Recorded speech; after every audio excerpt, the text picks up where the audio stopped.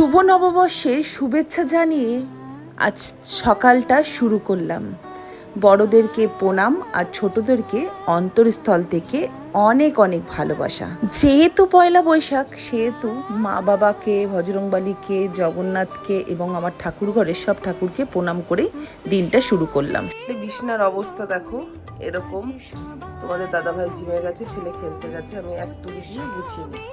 যদিও এই বেডশিটটা আমি আগেও পেতেছিলাম, তবুও তোমাদেরকে আরেকবার জিজ্ঞেস করি কেমন লাগছে আমার এই বেডশিটটা। অবশ্যই তোমরা কিন্তু জানিও।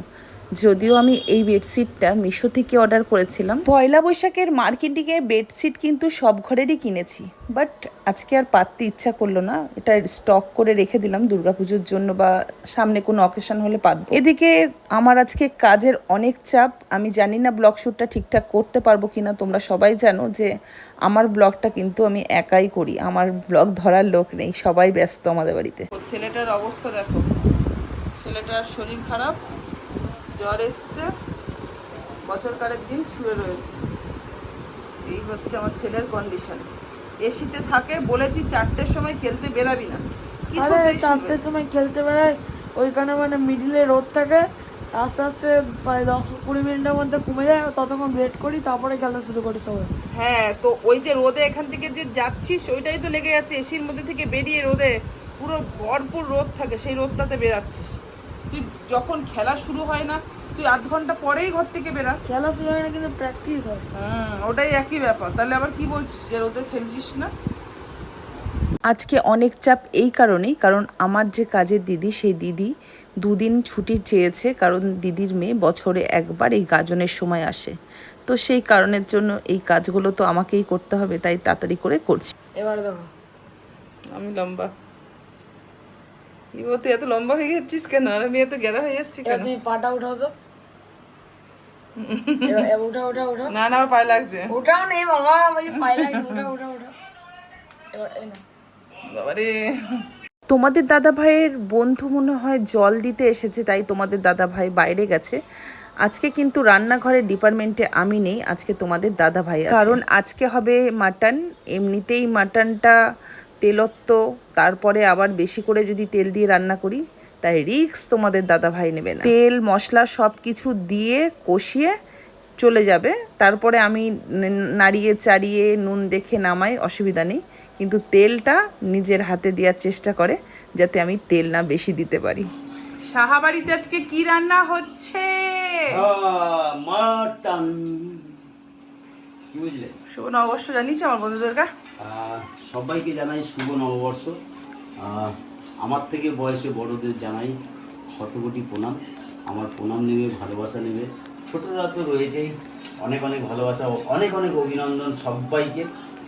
চলো সবাই সুন্দরভাবে এনজয় করো শুভ নববর্ষের দিন। আর আমরা খাওয়া ছাড়া কিছু বুঝি না। আমরা খাওয়া ছাড়া কিছু বুঝি না। আমরা ঘুরতেও তো ভালোবাসি না, খেতে যতটা ভালোবাসি।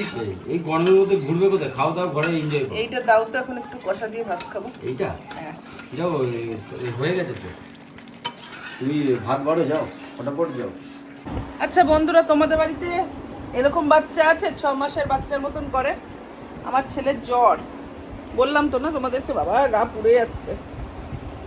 ও বলে ওষুধ খেয়েছে সকালবেলাতে, কি জানি কি ওষুধ খেয়েছে জানো। এখনো জ্বরটা পাবিন বাবা বলছে কি, বলছে যে স্নান করতে ডাক্তার।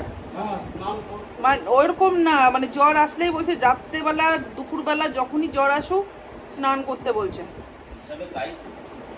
দেখো গাটা পুরো পুড়ে। চ বাবা, পেট ভরে খা, শরীর সুস্থ হয়ে যাবে। চ, পর পর পর পর জ্বরের ওষুধ অনেক খাওয়া হয়েছে বাবা। ওইদিকে লকটা কি করেছি? ওইদিকে লক সোজা আছে না ঘোরানো আছে? ওই দিকেরটা এরকম ছিল, উঠিয়ে দিস। তোমরা একটা জিনিস দেখবে, ছেলেকে ভাত খাওয়ালাম, সাথে আমিও 2 গাল ভাত খেলাম, আর এই মেয়েটাকে দেখো হ্যাংলার মতো তাকিয়ে আছে। ওই হাতটা আমার এইদিকে কি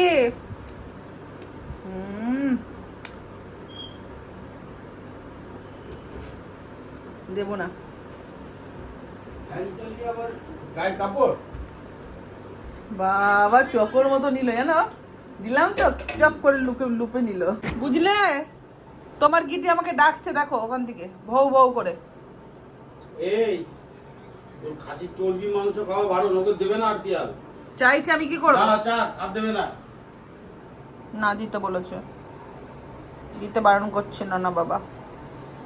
নানা বাবাকে জিজ্ঞেস করো আমি খাবো, জিজ্ঞেস করে আসো, যাও জিজ্ঞেস করে আসো, নানা বাবার কাছে জিজ্ঞেস করে আসো, যাও যাও জিজ্ঞেস করো, যাও গিয়ে জিজ্ঞেস করে আসো, যাও যাও বলো খাবো, আগে জিজ্ঞেস করে আসো। নেই নেই, আগে জিজ্ঞেস করে আসো, নানা বাবাকে জিজ্ঞেস করো।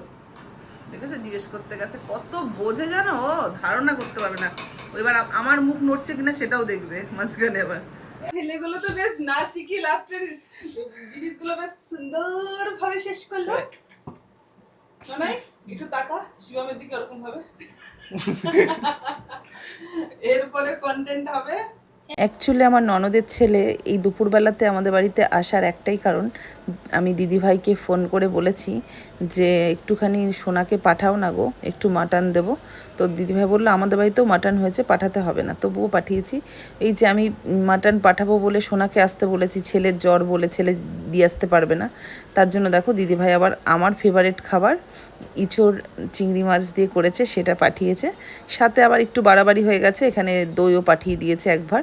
তো এটা পাঠিয়েছে বলে আমি একটু রাগ করেছি দিদিভাইয়ের উপরে। সোনাকে কত করে বললাম যে বাবা দুটো ভাত খেয়ে যা, ও খেলো না ভাত।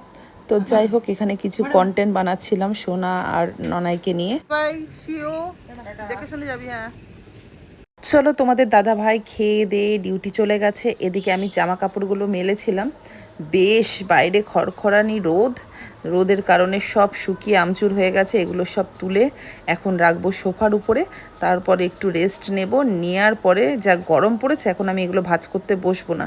তো রেস্ট নিয়ে তারপরে সন্ধ্যাবেলা উঠে সব আস্তে ধীরে এগুলো সমস্তগুলো সুন্দর করে ভাঁজ করে জায়গার জিনিস জায়গায় রাখবো। আর এদিকে আমার তুলসী গাছটাতে দেখো, ছোট্ট মঞ্চটার মধ্যে তুলসী গাছটা বেশ সুন্দর হয়েছে। যাই হোক, ঝটপট করে কাজগুলো সারি, সেরে আগে এসিটা চালাবো, রিল্যাক্স একটু বসবো। তোমাদের দাদাভাই বলছে এসি চালিও না, ছেলেটার জ্বর এসছে। কথাটা সত্যি বলেছে, কিন্তু যা গরম পড়েছে এসি ছাড়া থাকারও কোনো উপায় নেই। বিশ্বাস করো, এত কষ্ট লাগছে।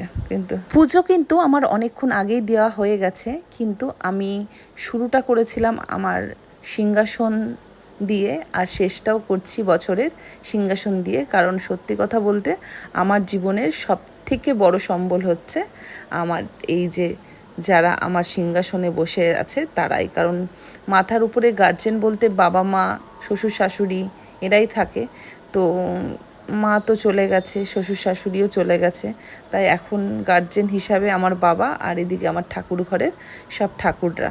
তো যাই হোক, আজকের ভিডিওটা কেমন লাগলো, আর সব থেকে বড় কথা হচ্ছে গোপু সোনার ড্রেসটা কেমন হয়েছে পয়লা বৈশাখে অবশ্যই জানিও। Thank you for watching.